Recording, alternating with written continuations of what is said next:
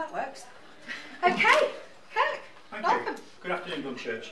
Because we're in such a magnificent surroundings, I thought I'd put my shirt and tie on today, so I hope it's straight.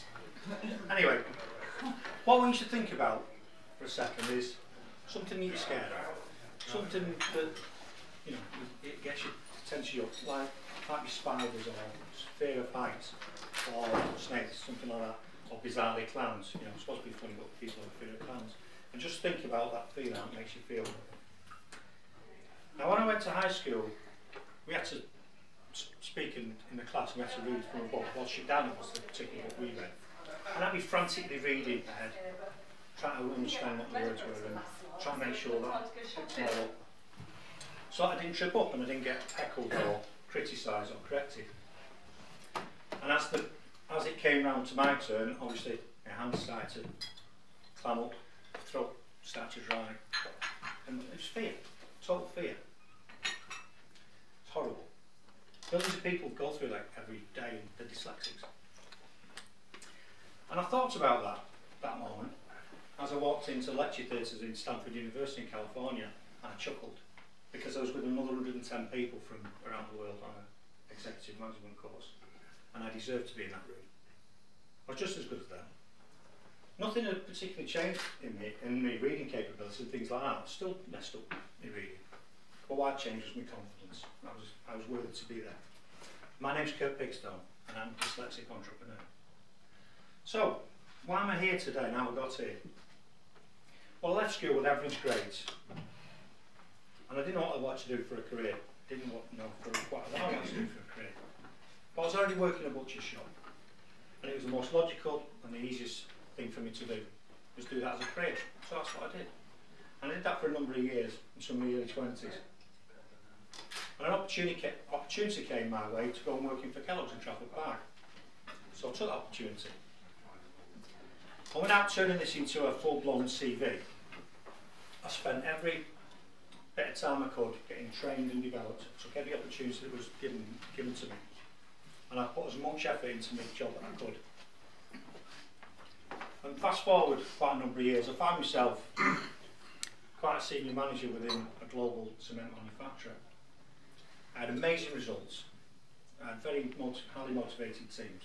And I was respected by not only my peers, but my superiors. But I was still hungry for more. I still wanted to progress. I still wanted to work. I've always had this hunger for doing more. So I decided to leave that organisation. I went to work for another global company, some 500,000 employees worldwide.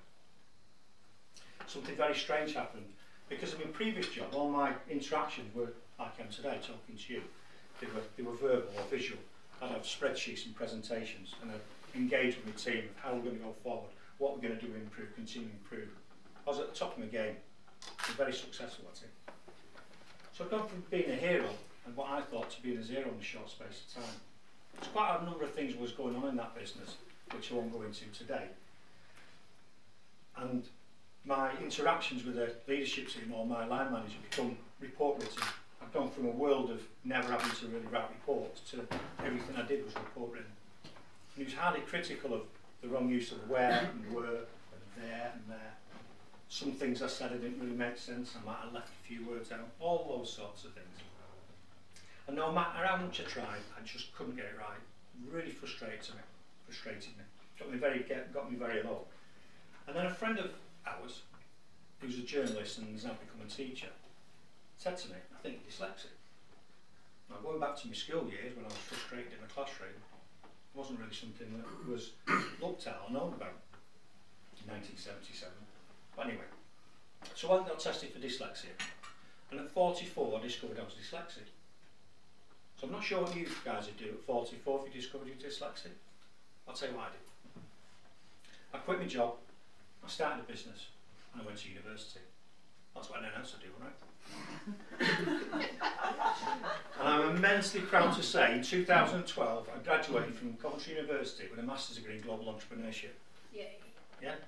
And I don't say that to be big-headed. I say that because I've done it. I'm so proud. And I went to university for two reasons. The first reason was I'd always looked up at people with qualifications and thought, wow, they're intelligent, they're clever. Put them on a pedestal. And that was my second reason.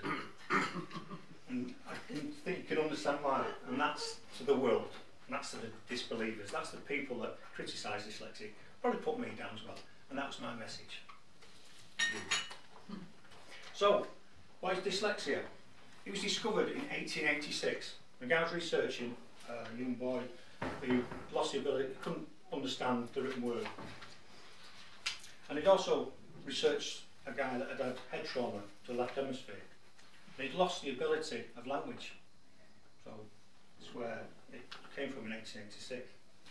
And I find it absolutely unbelievable that in 2015 there's still people in academia that say dyslexia is a myth.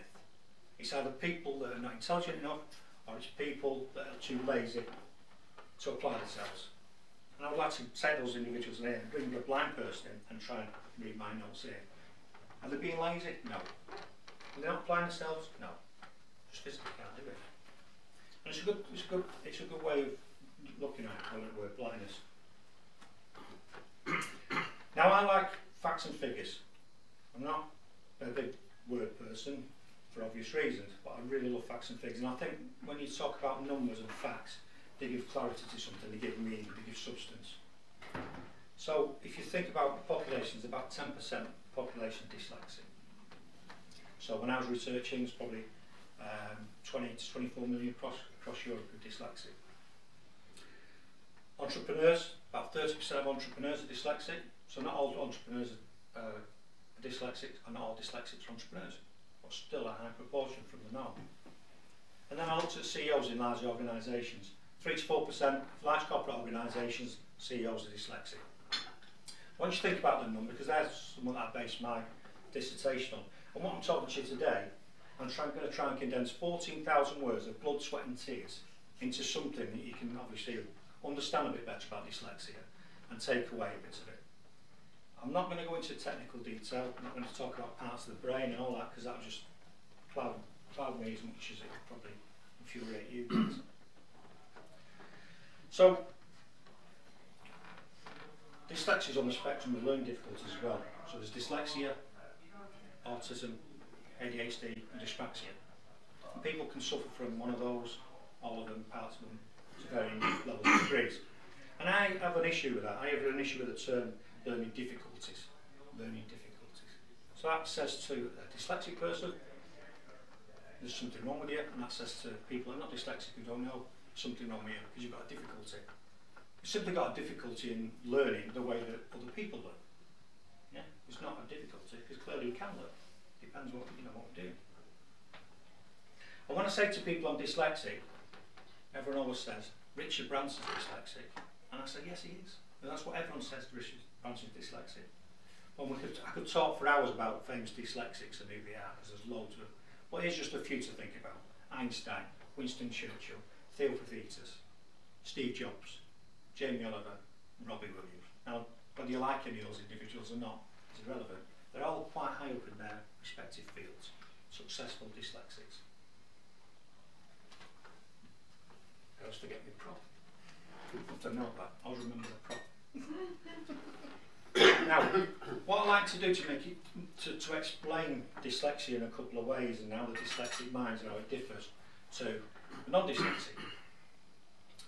That's why I need the prop.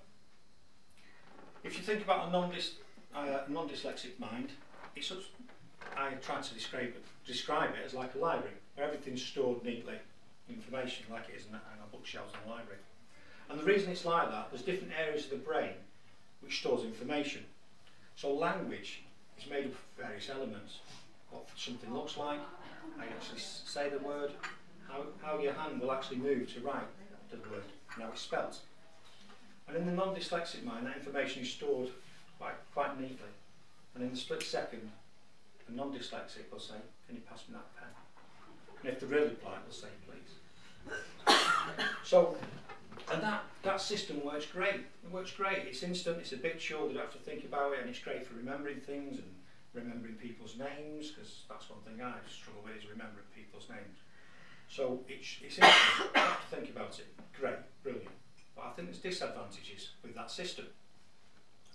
And on the flip side, if we think about a dyslexic mind and this information, and think about it stored in a cylinder. So all this information is stored in a cylinder. And things that are similar will be stored together. So pens and pencils, leaves and feathers potentially will be stored in the same sort of area, and images and all the rest of it.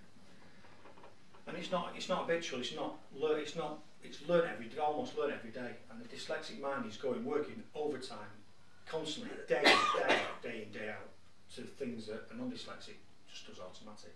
It's very tiring on the brain. You'll find if you know any dyslexics that they will get tired in the evening. My advice to you, if you've got anyone who's dyslexic and they're studying for something, or they've got a report to write, or whatever the case may be, do it in the morning when your brain's fresh, not in the evening. And you'll find they get very tired in the evening, very grumpy, might start slurring the words, things like that. Very taxing on the brain. So in the same scenario, get back to that, the dyslexic might want to ask for this pen, but will actually say pencil. So the non-dyslexic will, why have you asked for a pencil? And the dyslexic will, why have you asked for a pencil? It's a pen. And so that can be very frustrating, and it's got disadvantages, and that's one of the disadvantages it's got. But it's got immense advantages, which I'll go through later, and I'll just go through at this moment in time. And the English language is very phonic based, and another way to understand, or when you first start to see if someone is dyslexic, is give them a word that is phonically made, that you've made up, and they'll probably struggle to read it, than I do, because we remember the word, we remember the specific word, we see the word, and then we automatically go in the bucket of information and pull it out. So the amount of times I'll say something, and with belly laughs in the house when I come out with some ridiculous thing is unbelievable. And yeah, it's quite amusing. I've got used to it now, and I understand the reasons why, but it can be frustrating. So that's one way I like to explain it. And then the second way I like to explain how the two sets of individuals work, how mind works. Everyone around this table today I would probably use as a Mac or a PC, one of the two, personal preference. Now those two pieces of equipment broadly do the same things. Yeah, you can write amazing books on networking for dummies and things like that on one. You can do amazing photo editing, you can do accounts for people, whatever the case may be, poems. They broadly do the same thing.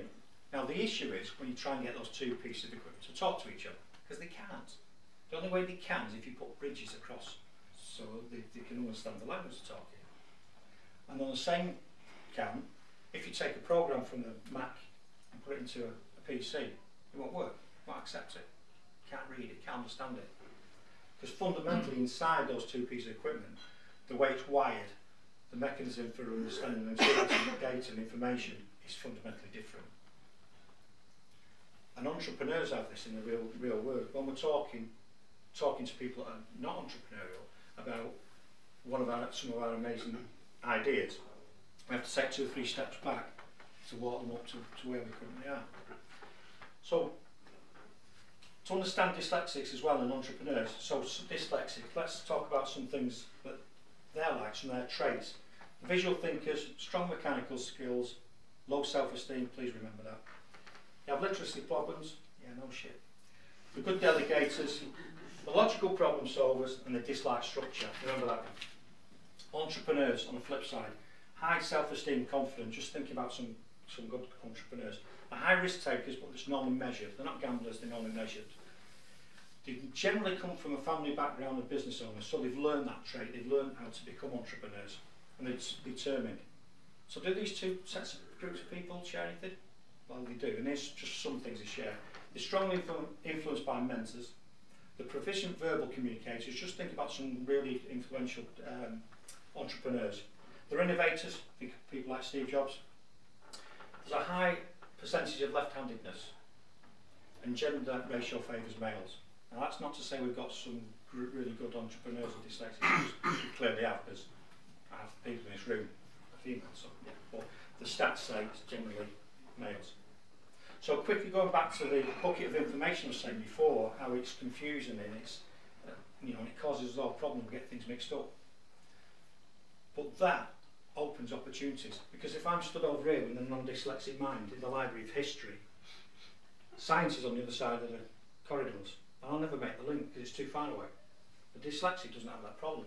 because all that information is just free flowing. So while I'm reading history, I'm actually reading science at the same time. And that's how they make links between things. That's how the likes of Steve Jobs decides that he's going to bring an iPod out with no buttons on it, and you're all sat around here with smartphones. With, you know, who thought we needed them 10 years ago?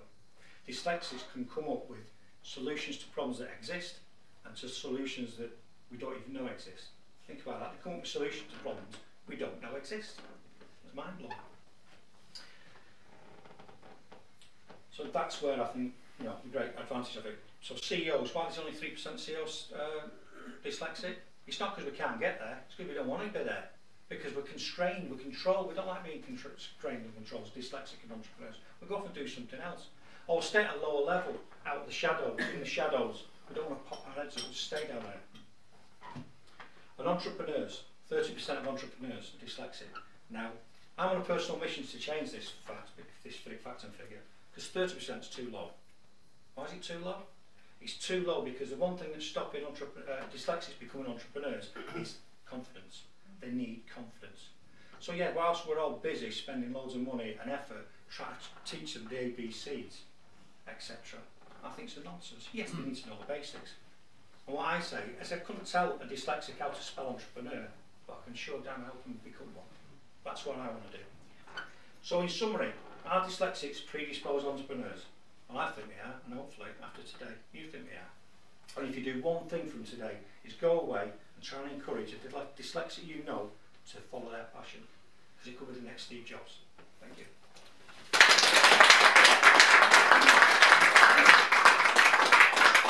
Thank you, Kurt. That was Sorry, I didn't wait for any questions, did I? Should I go back for questions? No. I'll start back on. Hey, it's like a what's There we go. Yeah, I'll come back on. Encore. Sorry. Any questions, anybody? What proportion of people actually have dyslexia? About 10%. It varies. Depends what section. But yeah, about 10% of the population dyslexic. A diagnosed dyslexic. Yeah. Which is interesting. It might not be the true number. Yeah. Because like you, lots of them don't get diagnosed until a lot later. Yeah, and a lot of the time, a lot of people think it's an English language thing, being dyslexic, and the reason is because of the language, the phonic language. Some of the other languages, the way they're made up, are easier, and it's easier to hide behind. But still dyslexic, but they don't get picked up through the language, say, because the language is easy. It's different the way it's laid out, as is quite difficult. It's interesting that you made the link between ADHD and it's all in the same sort of thing. Because I was diagnosed ADHD very recently, and I never really, all my life I've been through my entire life, blissfully unaware that it was ADHD, and I was thinking, some of that stuff I find really difficult. You know, I understand why now. You know. I mean, so I don't talk about the other conditions. Let's call them conditions. That's what I mean, because I've not researched them, but I have researched dyslexia. So I would assume that what I've said about dyslexics is very similar for people, those other people. It is, because I've looked up ADHD. There is a similarity there. Kind of dyscalculia is about numbers as well. It's just a similar issue. Yeah, it's really interesting. Because when I went to university, I wanted to stop people from experiencing what I'd experienced in the workplace, and I was trying to think, how do I stop it? What do I do?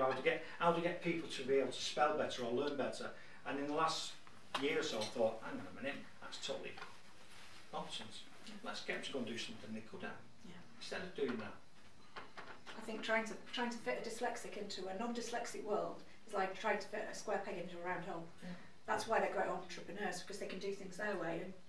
And it's really difficult. When I was at school in London, 1970, when I was younger, I was left-handed, I'm ambidextrous, and they used to cane you for using your left hand. Yeah, I used to get caned all the time. That's interesting. How many people in the room have got left-handed? I don't know if it will come up. I'm ambi, But now, if I'm tired, I'm writing letters backwards and I'll just swap hands and go, okay.